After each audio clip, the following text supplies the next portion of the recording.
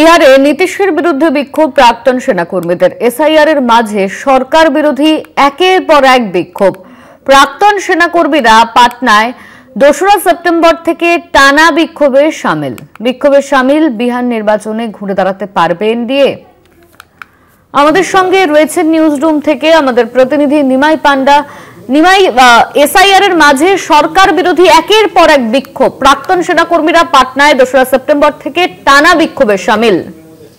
দেখো অনন্যা, যে ছবিটা গত কয়েকদিন ধরে বা বিশেষ করে এসআইআর শুরুর পর থেকে যেটা দেখা যাচ্ছে যে একের পর এক বিক্ষোভ শুরু হয়েছে এসআইআর নিয়ে। সারা বিহারের বাসিন্দাদের তাদের নানা রকম ক্ষোভ তৈরি হয়েছে এবং তার মাঝখানে আমরা দেখেছি যে মন্ত্রীদের যে যারা এনডিএ যারা রয়েছে জেডিইউ বা বিজেপির মন্ত্রী তাদের ধাওয়া করছে, তাদেরকে তাড়া করছে বিহারের সাধারণ মানুষ, বিক্ষুব্ধ মানুষ।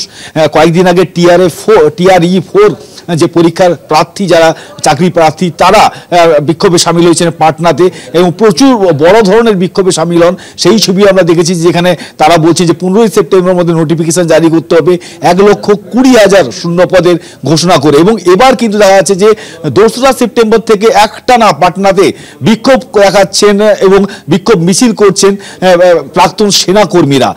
এই প্রাক্তন সেনাকর্মীরা যারা হচ্ছে দেশের বিভিন্ন জায়গায় নিরাপত্তার দায়িত্বে তারা কঠিন লড়াই লড়েছেন, তারা এখন এই বিক্ষোভ দেখাচ্ছেন। কাদের বিরুদ্ধে দেখাচ্ছেন না, বিজেপির নেতৃত্বাধীন বা জেডিইউ নেতৃত্বাধীন যে এনডিএ গভর্নমেন্ট রয়েছে বিহার সরকার, তার নীতিশ সরকার, তার বিরুদ্ধে যারা বলে যে সেনা বা যারা দেশভক্ত বলে নিজেদেরকে রাষ্ট্রবাদী বলে মনে করে বা তার প্রমাণ করার চেষ্টা করে, তাদের বিরুদ্ধেই প্রাক্তন সেনাকর্মীরা বিক্ষোভে সামিল হয়েছেন।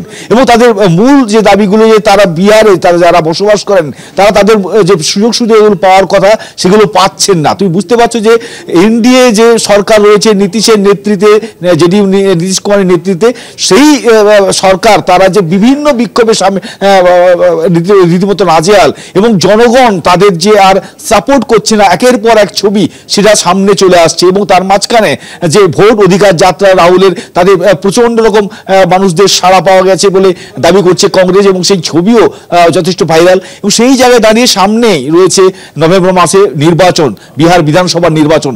সেই নির্বাচনে জেডিইউ বা বিজেপির যে বা এনডিএ তাদের ঘুরে দাঁড়ানো বা তাদের আবার সরকার টিকিয়ে রাখা রীতিমতো কঠিন হয়ে দাঁড়াবে বলে রাজনৈতিক মহলে মনে করা হচ্ছে। এবং বিক্ষোভ, যেখানে চাকরি প্রার্থীরা বিক্ষোভ দেখাচ্ছেন, সাধারণ মানুষ তারা এসআইআর এ তাদের নাম, তাদের ভোটার তালিকায় নাম থাকছে না, তারা কাগজপত্র দেখাতে পারছেন না বলে, এবং তাদের অনেককে মৃত বলে দেখানো হচ্ছে, জীবিতকে। এবং সব মিলিয়ে একটা পরিস্থিতি তৈরি হয়েছে বিহারে, যেখানে বিহারের বিভিন্ন রাজনৈতিক মহল থেকে নীতিশ সরকারের বিরুদ্ধে জঙ্গল রাজ বা ল অ্যান্ড অর্ডার পরিস্থিতি না সামলাতে পারার অভিযোগ উঠেছে।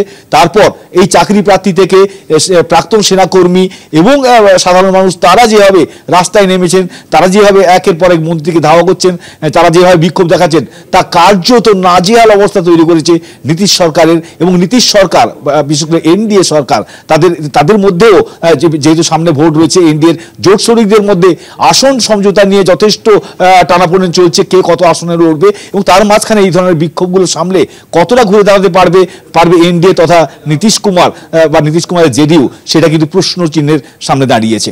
অনন্যা, ধন্যবাদ তোমায় নিমাই। আমাদের সঙ্গে ছিলেন নিউজ রুম থেকে নিমাই পান্ডা।